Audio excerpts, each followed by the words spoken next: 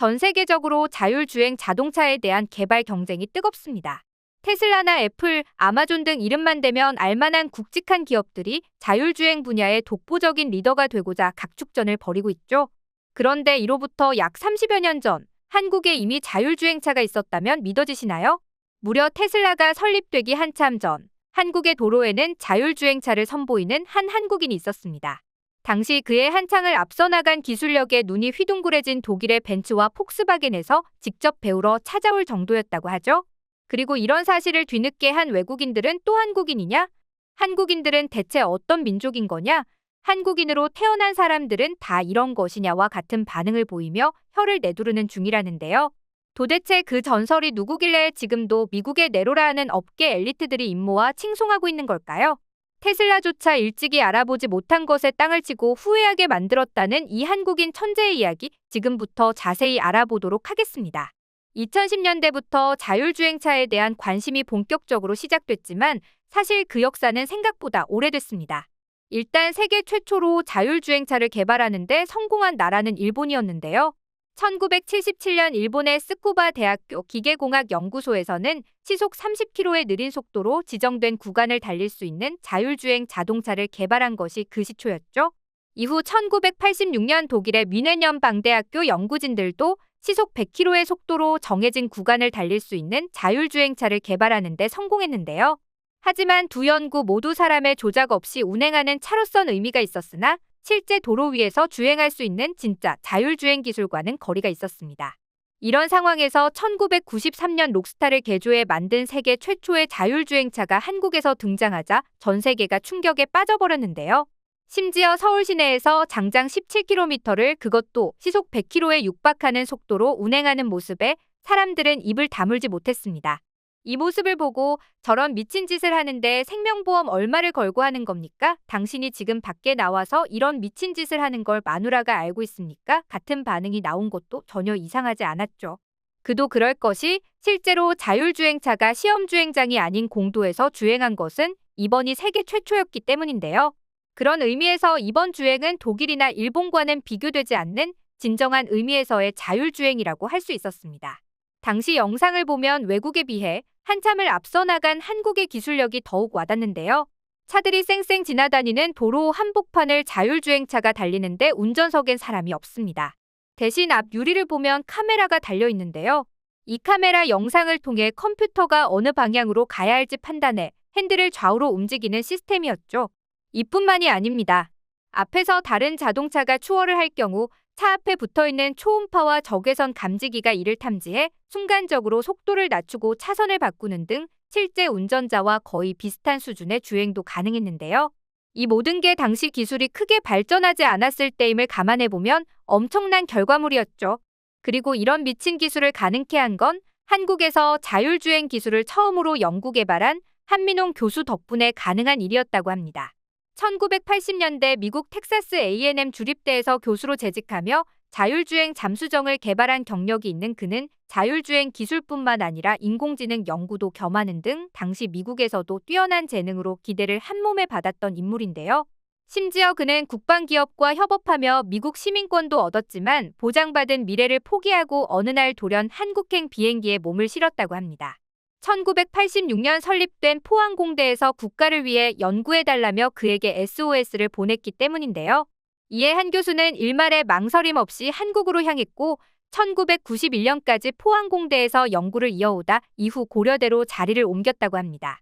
그 후 본격적인 자율주행차 연구 개발에 몰두해 1993년 제자들과 함께 첫 선을 보인 건데요. 그의 연구는 여기서 멈추지 않았죠.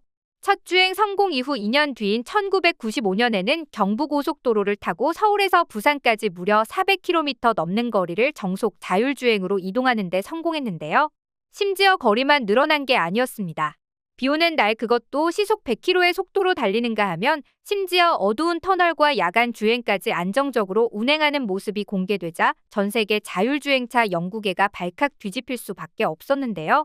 오죽하면 기술을 접한 외국 제조사들은 입을 다물지 못하며 앞다퉈 자국의 엘리트들을 한국에 파견하기 시작했습니다. 당시 벤츠나 폭스바겐, 아우디 같은 세계적인 자동차 회사에서 이 기술을 배우기 위해 한국을 다녀간 일화는 유명하죠. 이뿐만 아닙니다. 국제 논문 저널에서도 한민홍 교수의 자율주행 연구 실적은 크게 인정받으며 인용 횟수가 296건에 달할 정도로 국제 자율주행 기술 분야에서 대가로 인정받았는데요. 그도 그럴 것이 1990년대 그가 개발한 기술은 현재의 자율주행 기술의 기본 원형과 큰 차이가 없기 때문입니다. 실제로 당시 그가 개발한 자율주행차는 GPS를 통해 정해진 목적지까지 이동함과 동시에 실시간 감지 센서로 차량 앞에 장애물이나 타 차량 등을 피하면서 운행하는 방식이었는데, 이는 현재 구글, 테슬라 등이 사용하는 기술과 원천적으로 똑같은 기술이라고 합니다. 그나마 지금 더 나아진 거라면 더 정교해진 컴퓨터나 카메라, 한층 예민해진 센서가 장착됐다는 정도죠. 무려 30년이나 앞서간 기술력에 지금도 수많은 이공계 엘리트들이 한민홍 교수의 이름 석자만 들어도 절로 공손함을 표하는 건 어찌 보면 당연했는데요. 그러다 보니 당시 해외로부터 러브콜도 쏟아졌다고 합니다. 하지만 한민홍 교수는 모두 완곡히 거절했는데요. 그 이유에 대해 한 교수는 당시 상황을 이렇게 회상했습니다.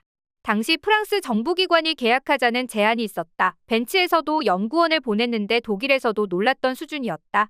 폭스바겐은 MOU를 제안했지만 거절했다. 국내 기술을 지키고 싶었다. 하지만 이렇게 국내 기술을 지켜 더 한층 발전시키고 싶었던 한 교수의 꿈은 아쉽게도 좌절되고 마는데요. 당시 정부기관은 굳이 모험을 하고 싶어 하지 않았고 개발된 기술을 사오면 된다는 생각이 팽배했다고 합니다. 이렇다 보니 딱히 기술을 개발하려는 의지 자체를 보이지 않았고 결국 당장 돈이 되지 않았던 자율주행 기술은 지원 부족으로 인해 개발이 중단되었는데요. 그렇게 뛰어난 기술을 가지고도 우리나라는 이를 상용화하는 데 실패했고 20년간 잃어버린 기술이 되고 만 것이죠. 당시 기술을 계속해서 발전만 시켰더라면 지금쯤 테슬라와 크게 차이가 나지 않았음은 물론 어쩌면 우리나라가 세계 자율주행차 시장을 선도했을 거란 생각에 아쉬움이 밀려오는데요. 심지어 이쯤에서 사실 더욱 놀라운 점은 한 교수가 무인 자동차뿐만 아니라 한국 최초의 내비게이션 시스템, 드론의 원형, 음성인식 로봇까지 만들었다는 점입니다. 그가 얼마나 이 분야에 유능한 인재인지 알게 해주는 대목이죠. 한편 안타깝게 꿈을 접어야 했던 한민홍 교수의 최근 근황이 알려져 이목이 쏠렸습니다. 그는 현재 은퇴 후 작은 평의 사무실에서 여전히 자율주행 기술을 연구하고 있다고 하는데요. 지금도 자율주행 기업의 자문 역할을 하며 기술 상용화에 기여하고 있다고 합니다. 그러면서 한 교수는 우리나라가 선도하는 자율주행 기술 국가는 되지 못해서 아쉽지만 지금도 선진국을 따라가는 것은 전혀 늦지 않았다며 긍정적인 전망을 내놓기도 했는데요. 수많은 기업과 연구소 등 여기저기에 핵심 기술이라 꼽을 수 있는 것들이 흩어져 있는데 이 기술력을 한 곳으로 끌어모은다면 미국, 유럽 등 선진국에 결코 뒤지지 않을 거라는 겁니다. 하지만 이런 긍정적인 전망에도 1990년대 기술 개발을 멈추지 않았더라면 어쩌면 더 빨리 대한민국에서 최초로 상용화된 자율주행차를 볼 수 있었을 거란 생각에 아쉬움이 남기도 하는데요. 비록 과거엔 폐쇄적인 사고방식으로 기회를 놓친 부분들도 많았겠지만 부디 앞으로는 연구원들이 마음껏 역량을 펼칠 수 있는 기회가 마련되어 한국의 기술력이 더욱 세계의 선두를 달릴 수 있길 바라며 오늘 영상 마치겠습니다.